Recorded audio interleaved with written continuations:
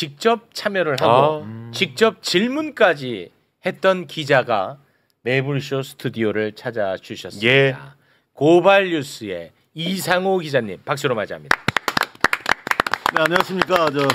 체육 삼촌 조카 이상호라고 합니다. 네, 반갑습니다. 고생 많이 하셨습니다. 네. 오늘 뭐 예정된 시간보다 좀 늦어져 가지고 굉장히 좀 길어졌나 봐요. 원래 90분 예정이 돼 있었는데 그 예정일 뿐이었어요. 사실 우리는 알고 있었습니다. 이렇게 길어질 걸로. 네네. 2시간 이상 했죠. 네. 알겠습니다. 오늘 100일 기자회견 상황을 잠깐 짧게만 좀 정리를 한번 해주시겠습니까? 일단 모두 발언 중심으로 좀 소개를 해드리면은요. 이재명 대통령이 일단 100일을 짧게 규정을 했는데 회복과 정상화를 위한 시간이다. 이렇게 얘기를 했고 그리고 민생 경제 회복이 시급했다. 그리고 그 뒤에 이제 벌어졌던 여러 상황들이 있지 않습니까? 소비 심리가 7년 7개월 만에 최고 수준으로 회복이 됐고 각종 경기 지표들도 상승으로 반전이 되고 있다. 뭐 코스피 지수도 언급을 하면서 굉장히 이런 부분을 또 강조를 했고요. 그다음에 두 번째로는 외교를 정상화하고 전 세계에 대한민국의 복귀를 알렸다. 이런 부분도 강조를 했습니다. 그리고 남북 관계 개선이라든가 한반도 평화를 위한 노력도 지속하겠다. 이렇게 얘기를 했고 그래서 앞으로 이제 4년 9개월 정도가 남았잖아요. 이 앞으로 남은 4년 9개월은 도약과 성장의 시간이 될 것이다. 이런 점을 좀 강조를 했습니다. 알겠습니다. 뭐 기자회견의 백미는 또 질의응답 그렇죠. 아니겠습니까? 그럼요. 관련한 이야기 오늘 다룰 게 너무 많습니다. 하나하나 좀 살펴볼 텐데요. 먼저 우리 기자님이 귀한 시간 내서 와주셨으니까 우리 기자님이 마지막에 굉장히 어렵게 기회를 잡아가지고 질문을 하고 이재명 대통령이 이제 답을 하는 그 장면을 저희가 준비를 했는데 이재명 대통령이 받은 모든 질문 가운데 가장 당황해했던 질문입니다. 그래요? 아예 생각도 못한 질문이 나와버린 거예요. 그래서 답이 제일 짧았어 질문 중에. 잠깐 보겠습니다. 대한항공 858기 참사 기억하실 겁니다. 2020년 1월에 대구 MBC에서 미얀마 앞바다에서 858기로 추정되는 동체를 발견한 사실이 있습니다. 이후에 이제 문재인 정부가 나서서 미얀마 정부랑 협의 끝에 수색 조사에 합의를 했는데 하필이면 코로나 때문에 그리고 또 미얀마 쿠데타 때문에 중단된 상태입니다. 예산도 이미 편성이 된 사업입니다.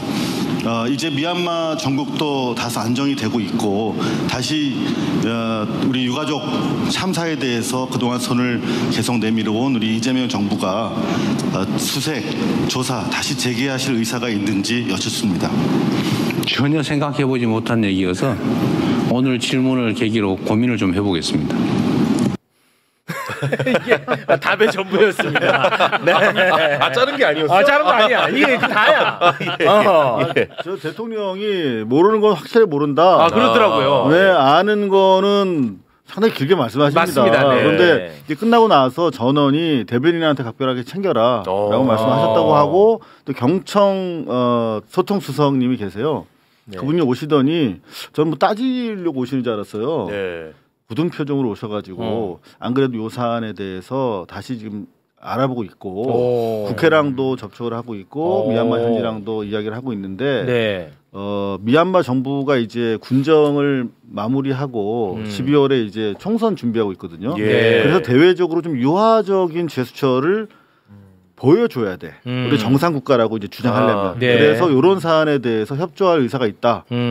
그래서 요거 의외로 좀 빨리 진행이 될 수 있겠다. 기자님 근데 이거 피해를 받았습니다. 이거 아예 사건을 모르는 분들이 굉장히 많은데 짧게만 좀 말씀을 해줄 수 없을까요? 아주 짧게. 봉지욱 기자 다시 부르면 안 되나요? 왜요? 봉지욱 기자가 최초에 보도한 내용이에요. 봉지욱은 뭐 안 하는 게 없어. 그게 뭐냐면 그 1987년인가요? 그 대선 직전 11월 29일인가 왜 갑자기 칼기가 미얀마 상공에서 이제 추락합니다. 그렇습니다. 동체는 물론 유리품 하나 지금 나오는 게 없죠. 안 나온 상태예요. 근데 이제 결국 서둘러서 이제 마유미라고 하는 북한 공작원에 의한 지시다라고 발표가 됐는데 그렇게 믿는 분이 없죠. 당시에도 그랬지만 지금도 많지는 않습니다. 근데 그 진실을 규명해야 된다라고 하는 차원에서도 중요한데 중요한 건 유가족들이 계시잖아요. 120분 가까이 돌아가셨는데 이분들은 무슨 뭐 유류품 하나 없기 때문에 사실 가장 좀 참혹한 시간을 그동안 보내신 분들이에요. 그래서 이분들이 계속 투쟁에 오셨는데 이번에 좀 좋은 계기가 됐으면 합니다. 아니 근데 마유미라고 말씀하시면 대부분 기억들을 못 하실 텐데 마유미 기억하죠. 김현희라고 그 이름으로 그분이 지금 한국에 살고 있죠. 국정원 그런 것으로 알고 있습니다. 그 정말 굉장히 떠들썩했던 사건 아니겠습니까? 그런데 그 관련한 유해가 거기에서 이제 발견이 됐다는 거예요. 그 이제 일본은 봉지욱 기자가 하고 이보 현장 확인을 우리 이제 대구 MBC에서 다이빙벨을 가지고 계셨던 알파 잠수의 이종인 대표가 현장에 가가지고 예상 좌표, 제보받은 예상 좌표를 가지고 수색을 했는데 칼기 8582로 보이는 동체를 발견을 한 상태입니다.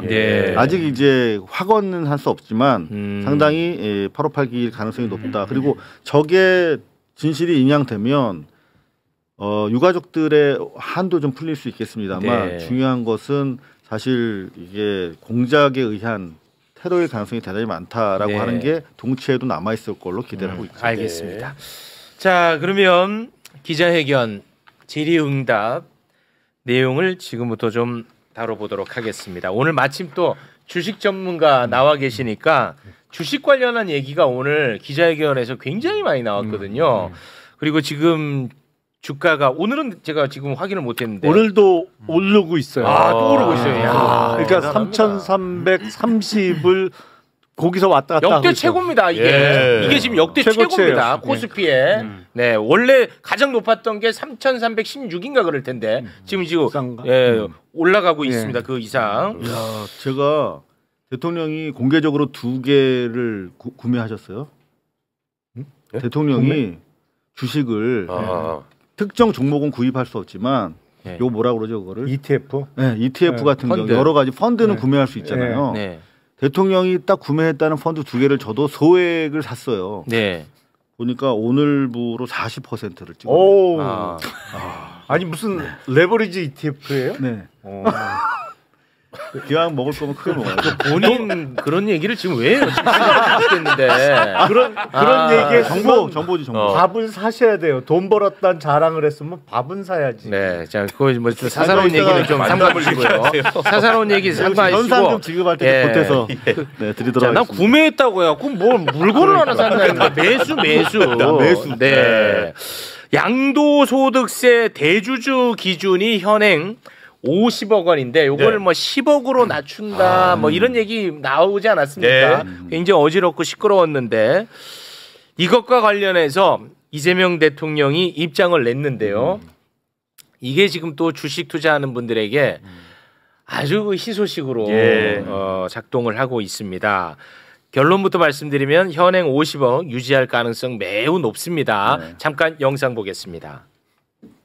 특정 단일 종목의 보유액이 50억이냐 아니냐 10억이냐 50억이냐 그 문제잖아요. 한 개 종목에 대해서라는 생각을 지금도 해요. 그러나 또 한면으로 보면 이게 주식시장은 특히 심리로 움직이는데 그것 때문에 뭐 장애를 받게 할 정도라면 굳이 뭐 또 그걸 고집할 필요는 없겠다는 생각을 하죠. 50억을 10억으로 내리자 반드시 그렇게 해야 되겠다 그렇게 생각하지는 않습니다. 주식시장 활성화 정책의 의지를 의심하는 시험지 비슷하게 또 느끼는 것 같아요. 그렇다면 뭐 굳이 그걸 끝까지 유지할 필요가 있을까 그런 생각을 합니다. 이 사고의 흐름이 어쩜 나랑 이렇게 똑같은지 몰라요. 근데 뒷부분이 안 나왔는데 사실 원래 뭐 50억으로 하나 10억으로 하나 큰 차이 없다고 본인은 생각을 하고 계셨고 그리고 말씀처럼 한 종목이 50억을 가지고 있는 사람이 거의 없잖아요. 그렇기 때문에 이 뭐 심리적으로는 다소 데미지가 있겠지만 개미들한테는 영향이 없기 때문에 넘어갈 거다 이렇게 생각을 했는데 결정적으로 장동혁 대표를 만났는데 장동혁 대표가 이걸 요구하더라는 거야. 그래 그럼 해줄게 이렇게 됐다는 겁니다. 야 근데 그 뒷이야기가 나는 솔직히 더 뭉클했어요. 뭐냐면 저렇게 얘기하면서 그래 우리가 물론 뭐 다 준비했지만 그래 야당이 요구해서 우리가 들어준 걸로 해라. 그렇죠. 그래서 야당 생생 내라. 그거 그게 정치 아닙니까, 그거. 그러니까요. 그거 멋있더라고, 그 장면이. 일관되게 이 말씀을 하는데 네. 우리는 생생내는 게 중요한 게 아니라 그렇지. 실제적으로 대한민국을 변화시키는 게 그렇지, 중요한 그렇지. 건데 오케이. 당정 뭐 여야 그 우리 조직 만들어 가지고 하자는 네. 거 다 니네가 한 걸로 해줄게. 그래, 생색은 야당이 내라. 야, 좋았어. 자, 기술 전문가입니다. 그 과거에는요 100억이었어요. 제 기억에 김대중 정부 시절에 100억이었어요. 대주주 요건이. 그러다가 50억으로 줄었다가 문재인 정부 때 10억으로 줄었어요. 그러다가 윤석열 정부 때 50억으로 중간 환원을 한 거죠. 근데 요번에 이제 다시 10억 얘기가 나왔는데 그렇게 생각하실 수가 있어요. 한 종목에 10억 원 이상을 들고 있는 사람이면 부자 아니야? 네. 그럴 수 있죠. 그러니까 세금 내야 되는 거 아니야? 이렇게 생각하실 수 있는데 주가는 한 종목당 특정 시점에는 가격이 하나잖아요.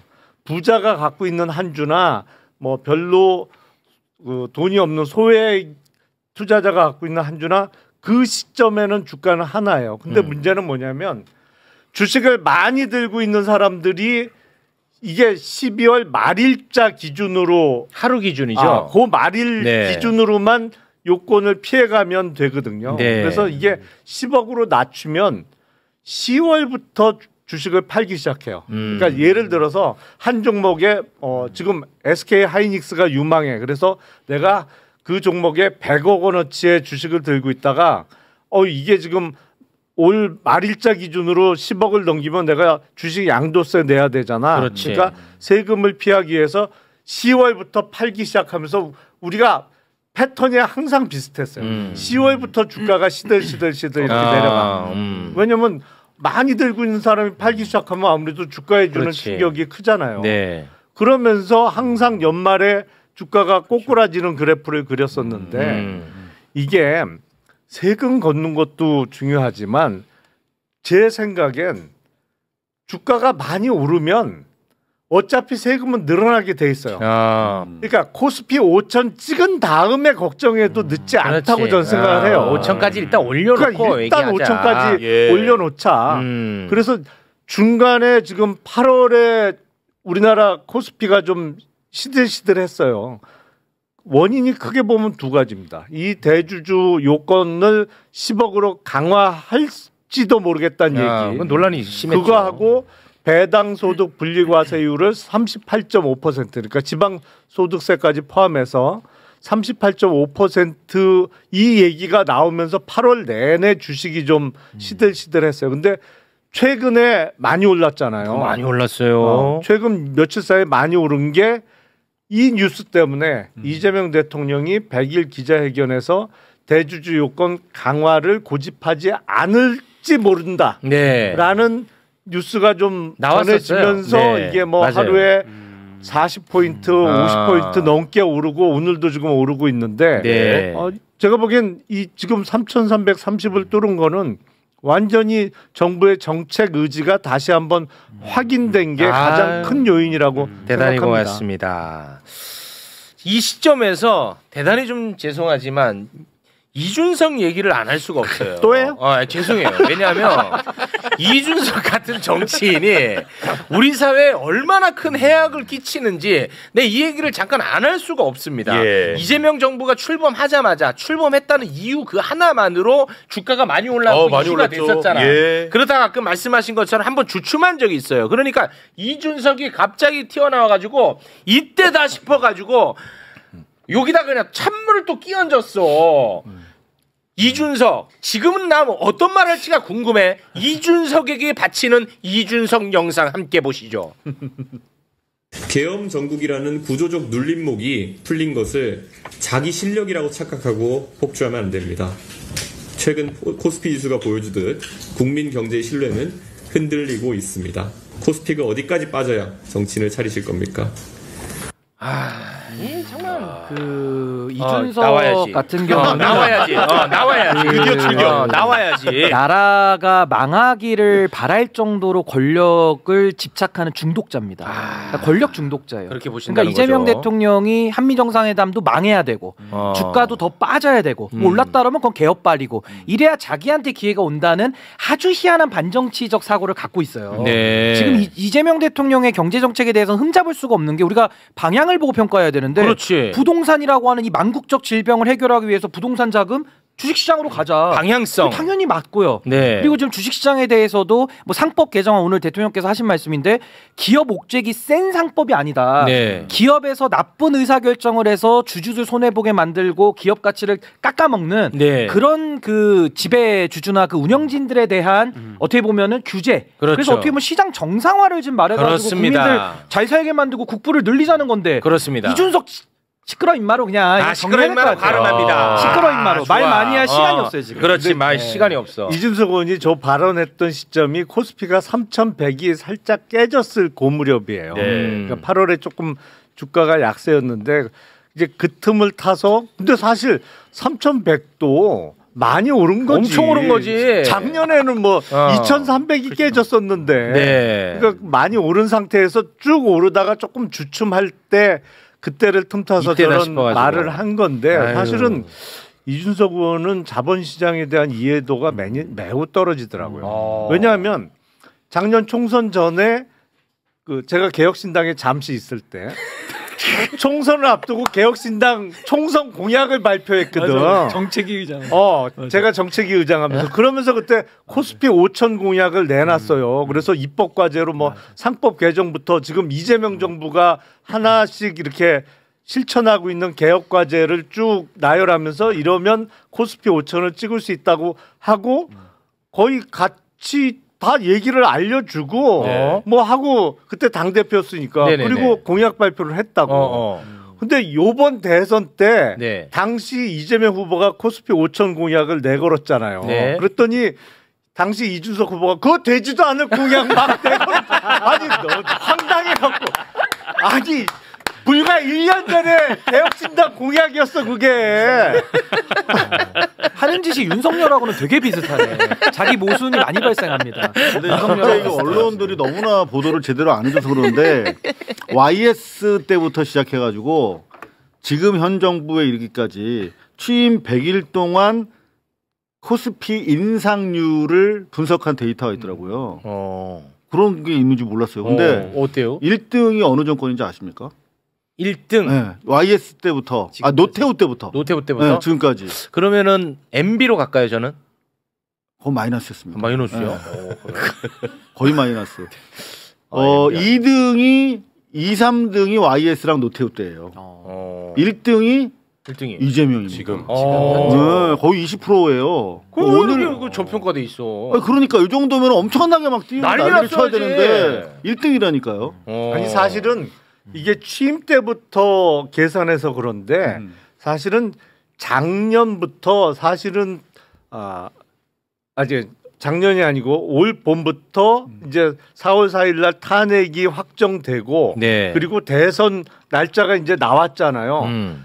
그 대선이 이제 치러진다는 게 확정되고 나서는 이재명 후보가 계속 1등을 달렸단 말이에요. 당선 유력이었죠. 그렇잖아요. 사실은 대선 전부터 그러니까 당선 확정 전부터 그게 반영된 거를 카운트해야 돼요. 그렇게 따지면 좋은 지적이야. 거의 1000포인트 이상 오른 좋은 거예요. 지적이에요. 자리 하나 오겠는데. 좋은 지적이야. 아니 나는 지금까지 연락이 없는데 어떻게? 아니 나는 오늘은 자리 생각은 안 하고 나는 아까 그래서 1,500 중에 일부 받으면 좀 같이 밥이라도 먹으려고 바람 잡았더니 끝까지 안 주세요. 여론 안 좋으니까 얘기하지 마시고. 자 그리고 이재명 대통령이 뭐 시종일관 강조하는 하나가 있습니다. 주가 조작만큼은 내가 그냥 이거는 뿌리 뽑겠다. 이번에도 또 역시 굉장히 강조해줬어요. 이거는 딱 보는 것만으로도 큰 메시지가 되니까 한번 보고 가겠습니다. 주가 조작하면 패가 망신한다. 확실히 보여주려고 합니다. 시스템들이 아주 잘 갖춰지고 있습니다. 지금 주가 조작을 해서 이익 본 것만 이제 몰수하는데 주가 조작에 투입된 원금까지 싹 몰수하게 이미 그 제도가 있는데 너무 잔인하다고 안 한다 하더라고요. 그래서 제가 그거 다 적용하라고 했습니다. 이 방송 보시는 주가 조작 사범 여러분 하지 마세요. 김건희 씨의 약대하는 건데. 김건희 씨. 야 보고 있냐?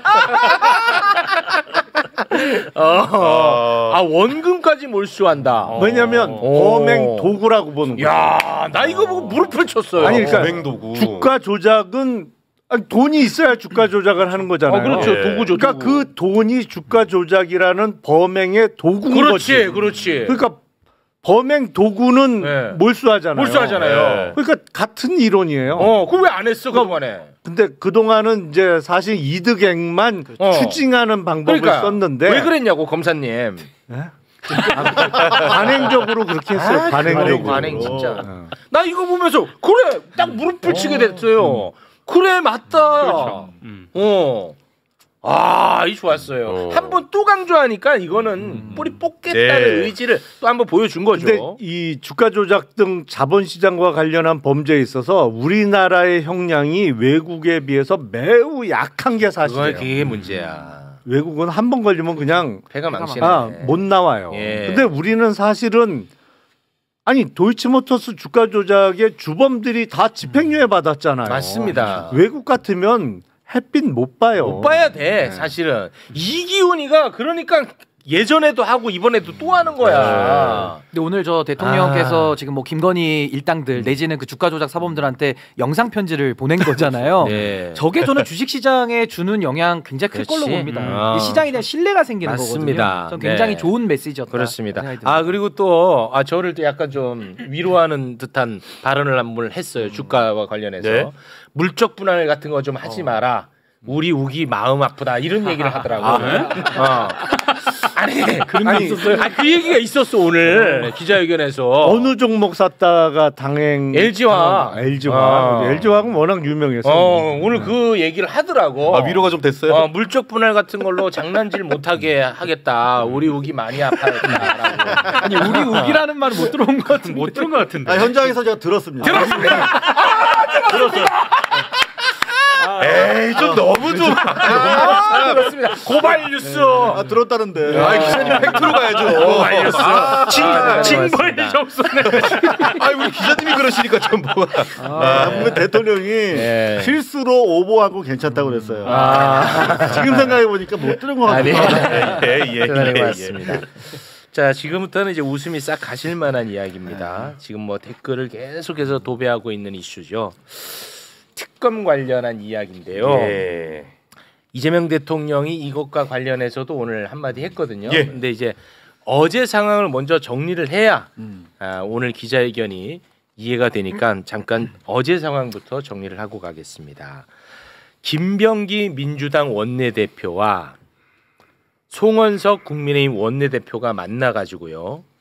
3대 특검법 개정안에 대해서 합의를 했습니다. 네.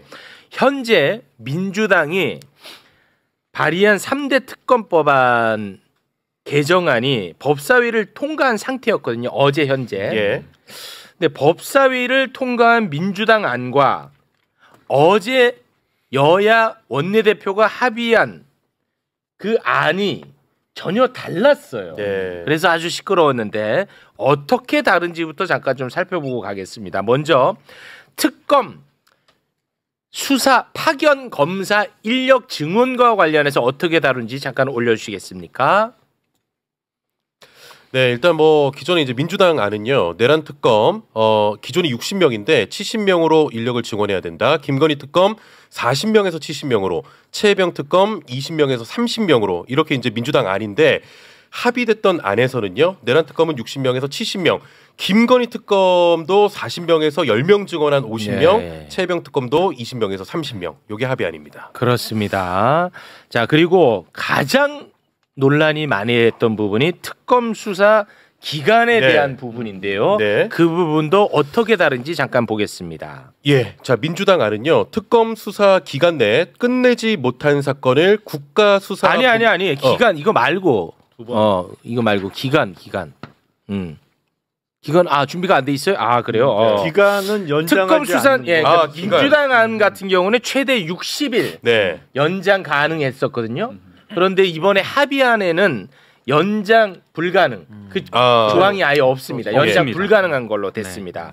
자, 그러면은 특검 수사가 기간 내에 만약에 못하게 되면 어떡할 거냐. 네. 그게 이제 바로 이겁니다. 네, 다시 한번 설명해 드릴게요. 민주당안은 특검 수사 기간 내 끝내지 못한 사건을 국가수사본부장에게 인계한 뒤에 수사 지휘할 수 있도록 한다는데 합의안은 관련 조항 없음. 그렇습니다.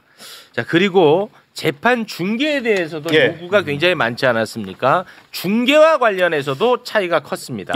자, 민주당 안은요. 내란 1심 재판은 중계를 의무화한다인데요. 합의안에서는 국가 안전보장을 중대하게 해야 할 우려가 있는 경우, 공공질서를 훼손할 우려가 있는 경우 재판장이 중계하지 않을 수 있다. 이거는 뭐 코에 붙이면 코걸이, 귀에 붙이면 귀걸이입니다. 그렇죠. 네, 이거는 뭐 예를 들어 지기현이가 공공질서 훼손할 우려가 있습니다.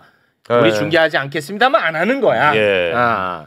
요렇게 이제 합의를 한 거예요, 어제. 그래서 이제 뭐 난리가 났죠. 근데 도대체 왜 저렇게까지 양보를 많이 했을까? 그게 뭐냐?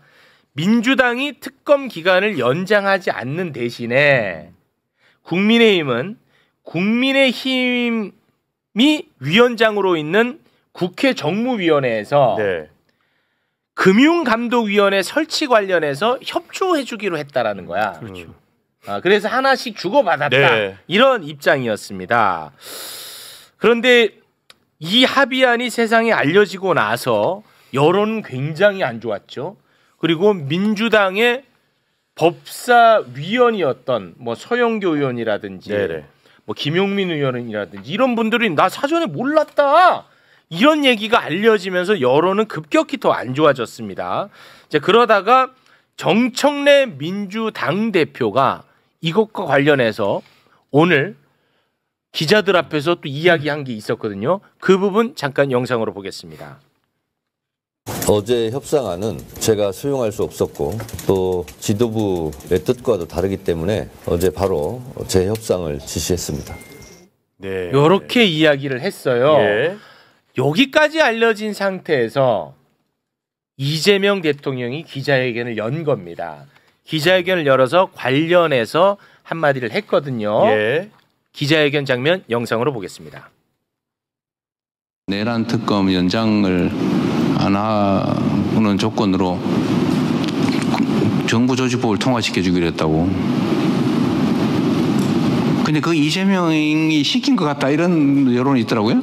여론이 있어서 그런지 저한테 비난이 엄청 쏟아지고 있어요 지금. 저는 그런 거기 몰랐어요 실제로. 그리고 저는 그렇게 하길 바라지 않는다. 정부 조직을 개편하는 거하고 내란의 진실을 구명해서 그야말로 엄정하게 책임을 물어서 다시는 대한민국에서 내란이라고 하는 친위 군사 쿠데타든 그냥 군사 쿠데타든 이런 게 벌어지는 일은 결코 있어서는 안 된다. 라는 이 당위하고 어떻게 맞바꾸냐. 내란의 진실을 구명해서 철저하게 진상을 규명하고 상하는 책임을 물어서 다시는 못하게 이런 거 꿈도 못 꾸게 만드는 거는 아주 민주공화국의 본질적인 가치 아닙니까? 그거 어떻게 맞바꿔요? 그런 건 타협이 아니죠. 저는 그런 걸 원하지 않습니다. 그런 거는 협치도 아니죠. 그냥 제가 참으면 되죠. 정부 조직부 뭐 좀 천천히 하면 되고 그 패스트 트랙 하면 6개월이면 되잖아요. 이렇게 이제 입장을 낸 거예요. 이제 그러다 보니까 김병기 원내대표는 욕을 바가지로 먹을 수밖에 없는 상황이었습니다. 거기까지 알고 저는 이제 방송을 들어왔는데 그 이후에 막 진실 공방으로 이어진다는 거는 무슨 말입니까? 그러니까 김병기 원내대표가 페이스북에 글을 하나 올립니다. 3대 특검법 개정 협상은 결렬이 됐다. 그리고 법사위에서 통과된 원안대로 통과시키겠다. 요 뒤가 중요합니다. 네. 일단은 이제 그거는 이제 원안대로 가는 겁니다. 네. 그동안 당 지도부, 법사위, 특위 등과 긴밀하게 소통했다. 요렇게 글을 씁니다. 그러니까 내가 독단으로 결정한 게 아니다라는 그런 뉘앙스였고요. 네. 요 글과 관련해서 기자들이 김병기 원내대표한테 막 물었거든요. 또 정청래 대표가 또 한 발언도 있지 않습니까? 네. 그러니까 김병기 원내대표가 정청래한테 공개 사과라고 하라 이렇게 기자들한테 얘기하고 갑니다. 그래서 지금 양측이 지금 굉장히 김병기 원내대표가 기자들 앞에서 민주당대표 정청래 당대표를 향해서 정청래한테 공개 사과하고 하라. 자기한테. 너도 다 알았으면서 왜 너는 모른 척하고 그런 맥락이죠. 쑥 빠지냐 이런 맥락입니까? 그렇습니다. 정청래 대표도 지금 사과를 한 걸로는 좀 나오고는 있는데, 그러니까 아마 김병기 원내대표의 주장에 조금 더 힘이 실리는 거 아니냐 그런 얘기는 좀 돌고 있습니다. 지금 예민한 문제인데 그 도는 얘기로 도는 얘기로 하면 큰일 납니다. 정확하게 읽을게요. 예민한 이슈입니다. 확실히 가야 돼요. 확실하게 가야 돼. 김현정 대변인 백불인데 매끄럽지 못한 부분에 대해서는 당대표께서 당원과 국민께 본인의 부덕에 소친하며 심심한 사과를 했다라는 대변인의 말이니까 이 부분은 그거는 약간 그 무한 책임의 어떤 느낌인 그러니까 거고 그 정도까지 지금 사과의 의사표시는 나와 있다. 그까지는 말씀을 드립니다. 일단은 그 합의된 안 거의 대부분의 사람들이 동의할 수 없는 그 합의된 안은 이제는 끝난 겁니다. 그렇죠. 아까 저희가 소개를 해드렸듯 민주당이 법사위를 통과시켰던 그 원안, 그러니까 그 기간도 연장하고 중계도 하고 이런 것들, 이거는 지금 현재 어느 단계에 있어요? 지금 이제 국회 본회의 상정을 하고요. 지금 표결에 돌입한다. 여기까지 나와 있어요. 그러면 이건 이제 통과된다고 보는 거고 이렇게 시행이 되는 겁니다. 그러나 이거는 너무 다행이야. 이거는 맞습니다. 우리가 원하는 그대로 됐어. 그래서 국민의힘이 이거 특검법 개정안에 대해서 필리버스터 하지 않겠다라고까지 나와 있네요. 그럼 이거 된 겁니다. 요건 됐는데 요 이제 혼란의 또 뒷수습은 또 해야 될 것 같아요. 야, 이게 지금 댓글에서도 지금 난리거든요. 일단은 청와대 입장은 밝혀졌잖아요. 단 한 번도 흔들린 적이 없어요. 밝혀졌고 그러니까 내란과 관련해서는 이거는 타협이 봉합은 아니다. 라며 원칙적인 입장을 계속 고수해 왔기 때문에 그리고 오늘 방금 보셨던 것처럼 정부 조직법 이거 패스트트랙 원칙은 6개월이고 내가 잠깐 불편하면 되잖아. 라고 하는 대통령의 생각이 뭐 수석 등을 통해서 민주당이 충분히 전달이 되어 왔을 것이고 대통령이 그러니까 결과적으로 저거 쥐어붙이지 말라고 했다는 그렇습니다. 거 아닙니까? 이건 아예 야합으로 규정해 버렸어요. 그러면 누가 장난쳤는지는 밝혀져야 될 것인데 지금 보니까 김병기 의원 단독 범행이 아니라는 거 아닙니까 지금 원내대표? 그거는 지금 확정지을 수는 없는 것 같아요. 제가 지금 공부가 전혀 안 된 상태라 말씀드리기 좀 그런데 그건 조금 애매한 것 같아요. 근데 저는 사실은 속보를 보기 때문에 속보 지금 나왔습니다. 그러니까 사과. 정청래 대표가 사과한 부분. 그 사과는 내가 볼 때는 당 대표로서 원칙론적인 입장이잖아. 것까지 나온 게 지금 현재. 그러니까. 근데 김병기 원내대표에 대해서 저는 좀 수상했던 게 어제 정청래 의원이 본회의장에서 노상원 수첩 관련해 가지고 말했을 때 송원석이가 뭐 이상한 소리 하지 않았습니까? 거의 반인륜적 발언을 있어서는 안 될 본회의장에서 망언을 했는데 관련해서 기자들이 계속 이렇게 도대체 어떤 뜻으로 얘기한 거냐. 저는 더 기자들이 더 강하게 액션을 취하면서 물었어야 된다고 생각하는데 답변 안 해도 되는 성질의 것이 아니에요. 그렇습니다. 강하게 좀 물어야 되는데 그 와중에 김 원내대표랑 이렇게 이야기를 하는 장면이 나옵니다. 웃으면서. 근데 그거는 사실 기자들의 정당한 질문을 은폐하는 용도로 사실은 김 원내대표가 이용 당해준 거거든요. 그런 모습들도 보면서 뭔가 지금 기류가 이상하다라고 좀 의심을 했었는데 명확하게 좀 밝혀졌으면 좋겠습니다. 요거는 좀 취재를 한번 해보시면 좋겠네요. 좀 청와대 쪽을 좀 맡고 있는데요. 그쪽 맡고 있어요? 네. 청와대는 아무도 없어요 지금. 비어 있는데 청와대는 대통령실 아니 지금 11월 달에 가니까. 미래 가 계세요? 청와대 참 꼬투리 잡고 계시네 지금. 아이고 참 거. 야 지금 댓글 지금 난리 났습니다. 이게 진짜 엄청나게 큰 이슈가 돼버린 것 같아. 일단은 일단 그 특검 개정안과 관련해서는 문제가 없어. 이거는 이게 사실은 본류거든요. 본류는 문제 없어요. 나는 문제 이걸로서 솔직히 말하면 여러분 정세는 안 맞는 얘기일 수 있지만 이 본류에는 문제가 없기 때문에 저는 사실 괜찮습니다. 제 감정 상태는. 그런데 이제 많은 분들이 이 진실 공방. 근데 좀 전에 대통령이 되게 점잖게 얘기했지만 이게 반복적으로 지금 메시지가 나오고 있단 말이에요. 협치랑 이 뭐 봉합이랑 다르다. 전혀 다르다. 근데 이게 점잖아서 그렇지 현장에서 느끼는 건 되게 좀 격앙된 느낌을 받았어요. 그러니까 협치라는 이름으로 누군가 사기를 쳐서는 안 된다는 강한 지금 어조로 나무라는 거거든요.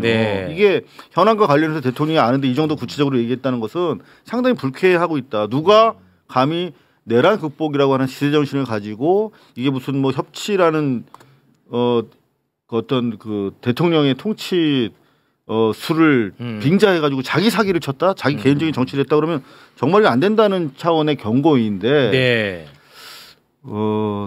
일단 저는 강하게 의심이 됩니다. 조금 그 분명히 해야 될 것 같은데. 분명히 해야 돼. 내가 공부가 안 됐으니까 내가 또 불안해 죽겠네. 김현정 원내대변인이 조금 부연을 했어요. 그 정청래 대표가 사과한 부분, 그게 뭐 김병기 원내대표라든가 뭐 그런 부분에 대한 사과가 포함된 것이냐라고 기자들이 물었는데, 그렇지. 김현정 원내대변인 얘기는 그런 건 아니고 이번 과정이 매끄럽지 않은 것에 대해서 당원과 국민 의원에게 사과한다고 한 것이다. 그렇지. 그거 봐. 내가 쓱 듣기만 해도 내가 정확하게 파악했잖아. 신인규 너 때문에 큰일 날 뻔했어. 아니 그러니까 저는 지금 그 속보가 나왔으니까 전 아까 전달했던 거에 불과한 것이고 여기서 핵심은 그거잖아요.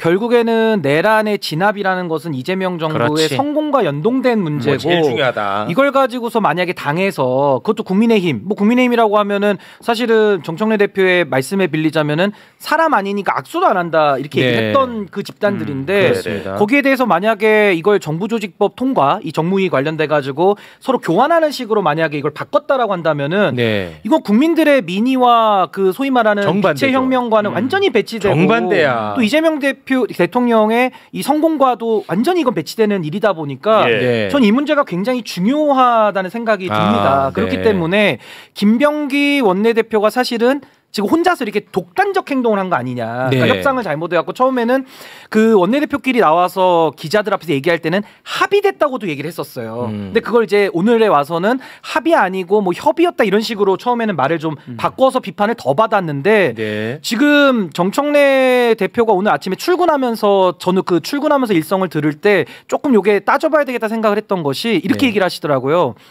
김병기 원내대표 고생했다라는 말을 합니다. 고생했는데 지도부의 뜻과 달라서 재협상을 지시했다 이렇게 얘기했거든요. 그러니까 그 부분에 대해서 김병기 원내대표는 이거 내가 혼자 한 게 아니고 지도부와 법사위와 특위 그러니까 민영배 의원의 특위까지도 상의를 했다라고 지금 이야기를 하고 있기 때문에 이게 김병기 대표의 독단 행동인지 아니면 사전에 논의가 돼서 갔는데 사고가 난 것인지는 좀 따져볼 부분은 있다. 그 말씀을 드리는 겁니다. 지금 이제 나와 있는 정보에 대해서는 어느 정도 저희가 정리가 된 것 같아요. 근데 여기에서 보는 시각이 다양할 수는 있어요. 나는 그거는 뭐 방송을 보는 부분은 보시는 분들의 몫이고 괜히 여기서 섣부른 추측이 들어가면 갈등을 더 키운다. 그건 맞습니다. 정확하죠. 어쨌든 이거 또 추측하려고 아니 그러니까 추측하는 게 아니라 추측은 하면 안 돼. 이제는 잠시 후에 이제 법안은 민주당 안대로 통과가 될 거고 그게 핵심인데 첫째는 어떤 협상이나 이런 거는 상대가 있는 게임이기 때문에 뭐 하다 보면 그 양보를 할 경우도 있어요. 그래서 근데 결과에 있어서 어떤 지장이 생겨난 게 아니기 때문에 이 정도에서 그냥 정리하는 게 좋을 것 같다라는 말씀이구나. 굉장히 그건 또 의원님답지 않게 어른스러운 말씀이네요. 아니 근데 이게 이제 그냥 칭찬만 해주지 왜 그 앞에 나답지 않게 나다운 거 아니야? 듣고 보니까 이상하네 그거. 어른스러워. 나는 저는 솔직히 좀 그랬으면 좋겠다는 생각을 많이 하고 있습니다. 왜냐하면 결국은 문제 없이 이제 통과가 되는 거거든요. 근데 그 사이에서 약간의 좀 삐걱거림이 있었습니다. 근데 이제 또 보는 관점에 따라서는 아까 우리 신인규 변호사님 말씀에 또 동의가 되긴 하더라고. 왜냐하면 굉장히 그 중요한 정치적 철학이 들어가는 문제이기 때문에 이게 과연 그냥 봉합한다고 될 일인가? 그것도 약간 또 동의는 되기도 하더라고요. 짚어볼 부분들은 여러 개가 같이 나온 것 같아요. 그러니까 그 부분에 대한 언급만 드린 겁니다. 네, 알겠습니다. 채팅창이 너무 빨라서 지금 보이지가 채팅창이 진짜로 이게 지금 볼 수가 없을 정도로 엄청나게 이게 많이 지금 우리 국민들이 화난 이유 중에 하나가 저는 뭐 사실관계가 명확하게 규명이 돼야 된다라는 차원에서 말씀드리는데 그 합의된 사진 혹시 보셨어요, 여러분들? 여야 원내대표 같이 이렇게 하는 거. 네네. 근데 내란당은 뭐 별로 그냥 어두워 얼굴 표정이. 근데 민주당 원내대표는 그냥 무슨 뭐 금메달 딴 사람처럼 이렇게 웃고 사진을 찍었더라고요. 근데 저는 정치인의 표정은 메시지거든요. 이게 우리가 원하는 것도 아니고 대통령도 필요 없다라고 하는 건데 그거를 구태여 이렇게 바터를 하면서 그렇게 밝게 웃는 기본 스탠스 그런 건 좀 최소한 반성해야 된다고 생각합니다. 알겠습니다. 아 근데 진짜 저는 어제 진짜 화 많이 났었거든요. 아 그렇죠. 와 이게 가능해? 아 그러니까.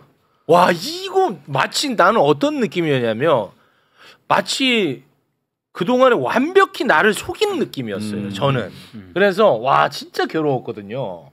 근데 어찌됐든 결론적으로는 이제 민주당 안대로 이제 통과가 될 테니까 그건 그나마 이제 다행인데 와 어떻게 그런 안을 그렇게 합의를 할까 또 생각하니까 또 좀 올라오네. 감정적으로 어제 좀 화가 많이 났었어요. 어제 밤에는 다 열 많이 받으셨을 거고 저도 그랬고요. 어제 방송이 막 진행이 안 될 정도로 화가 많이 날 정도의 아주 초특급 사안이고 이게 통합과 야합이 한 글자 차이인데 너무 중요한 게 다른 거거든요. 통합은 대통령께서도 말씀하셨고 또 손도 잡잖아요. 또 잡을 수 있다고 생각해요. 손 정도는. 근데 통합은 원칙 있게 하는 거예요. 근데 야합은 원칙을 쏙 빼가지고 자기들끼리 그냥 나누는 거 야합이거든요. 받는 거지, 그렇지. 이거는 한 글자 차이지만 본질이 다른 부분이기 때문에 전 이 부분이 굉장히 좀 중요한 부분인 건 맞다 생각이 듭니다. 맞습니다. 네, 그것도 또 동의됩니다.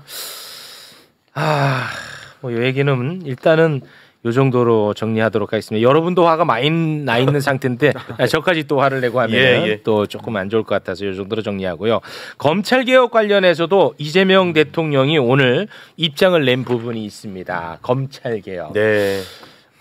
이재명 대통령이 이야기하는 검찰개혁 함께 보시죠.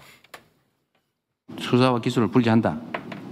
행안부에 맡긴다까지 이제 정치적 결정을 했으니까 그럼 그걸 또 구체적으로 수사가 부실하게 되지 않도록 엉뚱한 사람한테 죄를 뒤집어 씌우는 것도 나쁜 짓이지만 죄를 지은 사람이 처벌받지 않고 큰소리 떵떵 치게 방치하는 그것도 또 문제예요. 그 문제를 동시에 해결하려면 아주 치밀한 장치가 필요하다. 이거는 감정을 완전히 배제하고 아주 논리적으로 치밀하게 전문적으로 검토하자. 논쟁을 통해서 문제를 다 제거하자. 지금부터 1년 내에, 1년도 사실은 짧아요. 네. 1차 검찰개혁은 뭐 요거는 이제 결론이 났으니까 그거는 됐다. 그러나 이제 우리도 뭐 얘기 많이 했지만 이 제도 부작용이 많이 있지 않겠느냐. 그 부분에 대해서 수없이 많은 토론을 하면서 그거를 좀 최소화하는 과정 1년도 짧다. 뭐 이런 말씀인 것 같습니다. 뭐 한마디씩 부탁드릴까요? 그러니까 저는 이 검찰 개혁에 대해서 대의 큰 방향은 다 동의를 하고 있습니다. 검찰의 수사 개시권 주자는 얘기 아무도 안 하고 있는데 그동안에 우리가 토론을 하면서 지금 대통령께서 말씀하신 저 측면, 그러니까 피의자를 억울하게 만드는 것도 안 되지만 진짜 잡아야 될 범인도 못 잡는 문제도 있어서는 안 된다. 그러면 160만 명의 범죄 피해자가 매년 나오는데 그분들의 눈물을 그럼 누가 닦아줄 것이냐. 저는 그 얘기를 지속적으로 해왔던 거거든요. 그러니까 말씀하신 대로 1년도 짧고 이게 굉장히 치밀하게 논리적으로 전문가들의 논의가 필요하다고 지금 대통령께서 말씀을 하시는 부분이 전 빠져서는 안 된다. 그리고 하나만 더 말씀드리면 이게 감정적으로 일을 해가지고는 좀 그르칠 위험이 있어요.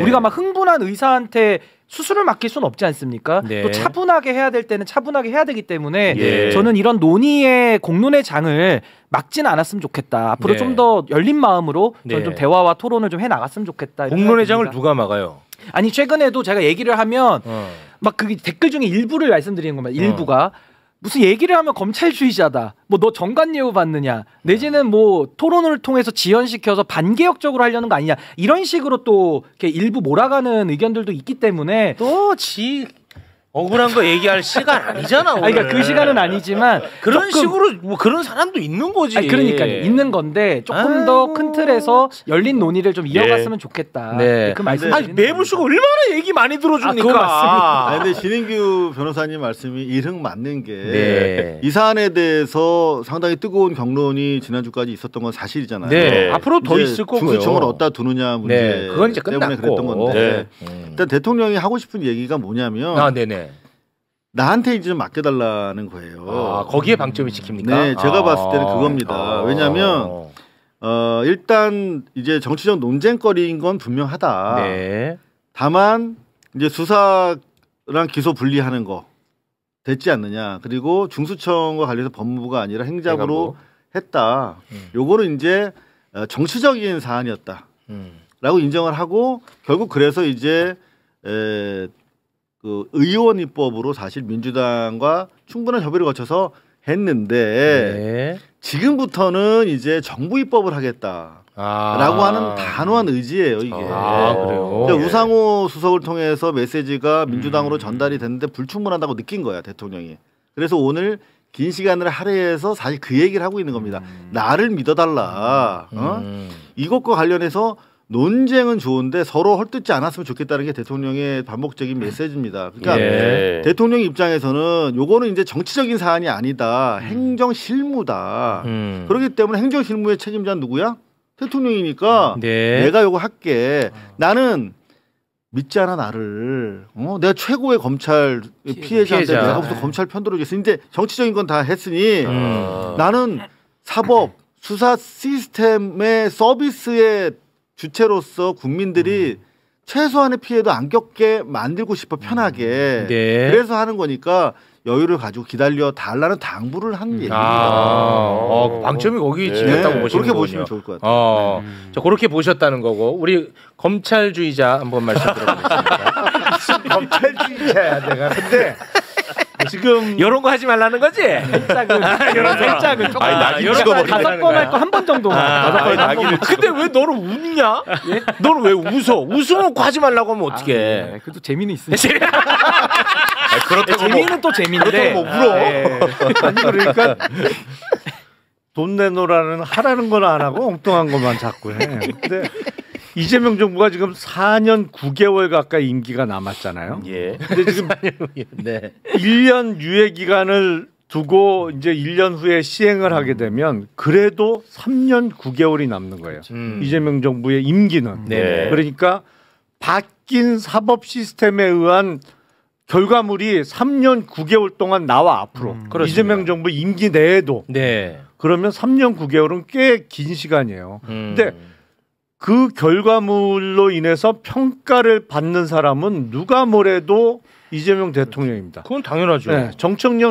정청래 대표도 아니고 민주당의 어떤 국회의원도 평가 대상에 있어서 제일 첫 번째 평가 대상이 될 수가 없어요. 그건 당연하죠. 그러니까 대통령 입장에서는 빈틈없이 시스템을 만들고 싶은 거예요. 그러니까 과거에 나쁜 짓을 했고 나쁜 놈들이 많이 있었고 그건 다 알아. 근데 그렇다고 시스템을 바꾸는 데 있어서 그 요소가 감정적인 요소가 깊게 개입하면 결과적으로는 나중에 평가를 받을 사람은 이재명 대통령 본인이란 말이에요. 그건 당연하죠. 그러니까 거기서는 지금 민주당 주도냐 정부 주도냐. 근데 어쨌든 그러면 누가 가장 많이 책임을 질 사람이냐. 이 결과물에 대해서.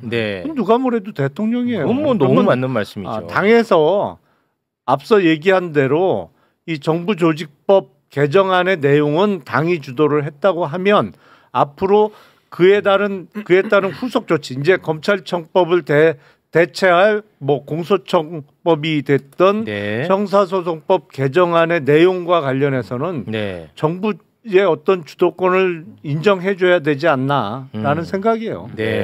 알겠습니다. 여기에 대해서도 아주 뭐 다양한 의견이 많이 올라오고 있습니다. 확실히 이거 뜨겁네. 이 주제가 상당히 뜨겁네. 그런데 왜 내가 자꾸 욕 먹는지 모르겠습니다만 자기 억울한 거 얘기하는 자리 아닙니다. 자, 시간이 좀 많이 흘렀는데 지금 최근 들어 가장 큰 이슈 중에 하나가 미국에서 이 한국인이 억류된 이 사태 아니겠습니까? 이것과 관련해서 기자가 또 질문을 했습니다. 이번 이 사태 때문에 대미 투자에 악영향을 끼치는 것 아니냐라는 이제 질문을 했거든요. 네. 관련해서 어떤 답이 나왔는지 잠깐 영상으로 보겠습니다. 우리 정부가 예를 들면 한미 간 협력 문제에 영향을 받아서 어떻게 하겠느냐라는 취지의 질문이라면 아직 거기까지는 그렇게 깊이 생각하지 않고 있는 단계입니다. 아마 진출한 우리 기업들이 매우 당황스러운 상태일 거예요. 체류하게 해달라는 비자는 안 된다고 그러고 이게 안 되면 기업들 입장에서는 미국의 현지 공장을 설립한다는 게 이거 앞으로 온갖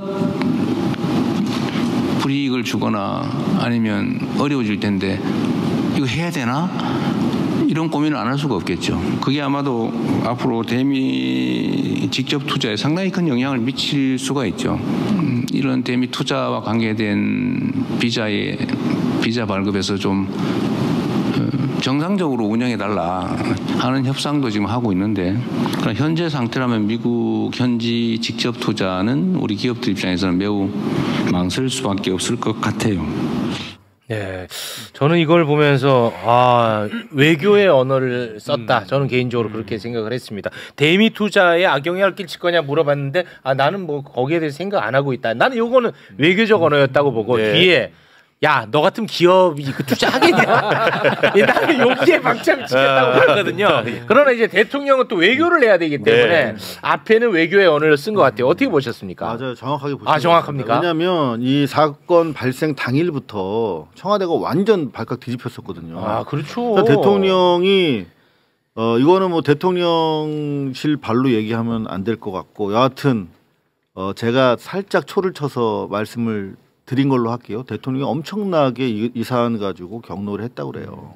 근데 자기 감정마저도 드러내면 안 되는 상황이잖아요. 그러니까 더구나 이게 지금 예민한 미국과의 그렇죠 상대가 있는 관세 게임이니까. 협상도 지금 남겨두고 엄청나게 신경이 곤두서서 전체가 그 비상 상황이었습니다. 그런데 오늘 지금 메시지 나온 거 보면 정말 옛날 우리가 알던 이재명이라고 하는 정치인이 안 보이잖아. 대통령밖에 전혀 안 보이고 우리가 잘못 알았든지 변했든지 둘 중에 하나예요. 그렇습니다. 이게 사실 이재명이라고 하는 정치인의 진면목인데 이제 특히 이제 대미 관계에 있어서는 메시지 관리를 엄청나게 고도로 정교하게 하고 있습니다. 그렇습니다. 실제로 오늘 메시지 보면 기업들의 입장을 대변해서 하고 싶은 말 다 했어요. 그러니까. 이러면 누가 투자하겠냐. 그러니까. 나 요게 나 가장 재밌는 포인트였어요. 그리고 더 재미있는 게 하나 있습니다. 저는 이거 최욱 삼촌이 이거 딱 집어낼 줄 알았는데 이거 집었어요. 대신 조카가 집었습니다. 뭐냐면 뭐죠?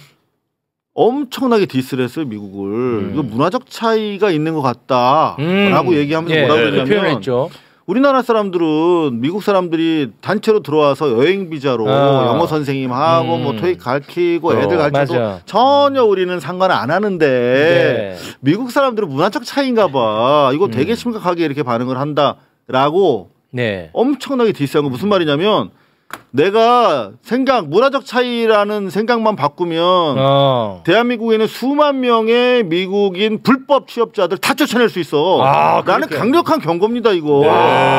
또 그렇게 읽어냈군요. 그럼요. 조카입니다.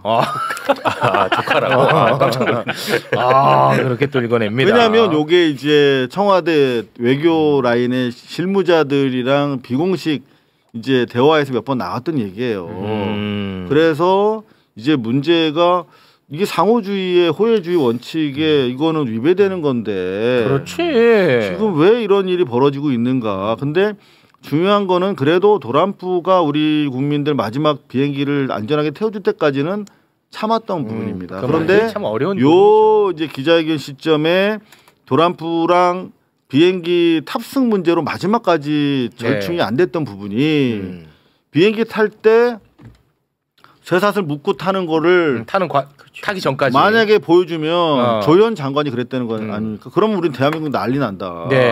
그러면서 협상이 안 됐는데 막판에 도란프가 그러면 자유롭게 비행기에 탑승할 수 있도록 해드려라 라고 사실 꼬리를 내린 겁니다. 이재명 대통령이 그 부분에 대해서 엄청 화냈대요. 오늘 그 얘기 했어요. 그랬군요.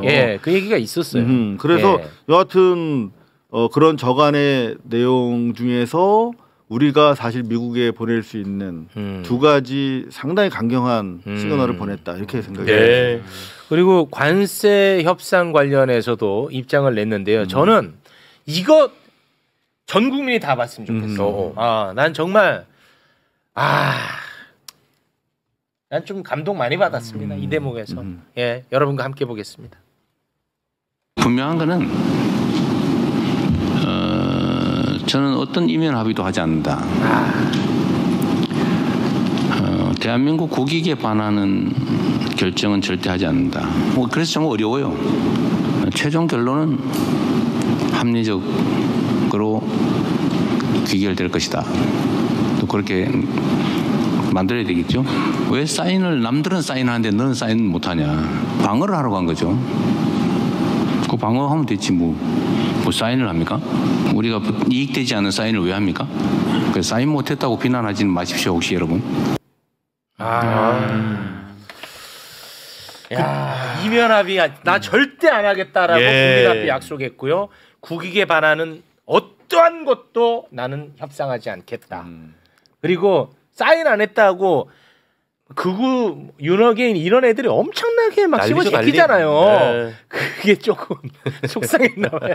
맞습니다. 그러니까 우리가 뭔가 미국을 상대로 따내려고 한 게 아니잖아요. 그렇지. 그러니까 미국의 일방적인 깡패적 공세에 대해서 지키려고 간 거죠. 그렇습니다. 그러니까 문서를 안 만드는 게 최대한 유리한 거란 말이에요. 그렇습니다. 그런데 저런 식으로 흔드니까 대통령이 그 원칙에 대해서 명확하게 한 것 같습니다. 네. 근데 이제 얼마 전에 일본은 사인을 했잖아요. 네. 사인하고 난리 났어요. 그렇죠. 왜냐하면 그 일본 우리는 이제 조선하고 그 외에 해서 3,500억 불인데 일본은 우리보다 금액이 조금 많아요. 근데 지금 사인한 내용을 보니까 이게 정말로 돈을 집어넣는 거야. 5,500억 불을. 그것도 트럼프 대통령 임기 내에. 그리고 45일 전에 콜하면 돈을 집어넣어야 돼요. 무조건. 만약에 우리가 그 같은 내용으로 사인을 하잖아요. 그러면은 지지율 난리 나요. 왜냐하면 3,500억 불을 어디서 구해요. 그러니까 이게 지금 앞으로 미국과 뭐 최종적으로 진짜 사인할 때까지 거쳐야 될 관문이 어마어마하게 많은데 이게 흔들리면 안 됩니다. 이게 지금 일본 사인한 거 보니까 덜컥 겁이 날 정도예요. 이걸 사인했다고? 이런 내용은 이거 완전히 사실상 흔히 얘기하는 노예 계약이에요. 그러니까 맞습니다. 그러니까 좀 도와줘 의원님도. 힘이 있어야 도와줘. 아니 여론이 뒷받침이야. 그러니까요. 자신감 있게 하죠. 좀 아니 도와줘요. 그러니까 이거는 트럼프 대통령이 야 돈 넣어. 그러면 45일 후에는 넣어야 돼. 그러니까 무조건 그 넣으라는 금액만큼 넣어야 돼. 제가 정말 황당했던 거는 이제 대통령실에서 기자 브리핑을 하잖아요. 정무 정책실장이 이제 관세 타결하고 와가지고 브리핑을 하는데 정말 잘했다고 박수를 쳐줘도 괜찮은 판인데 김용범. 근데 그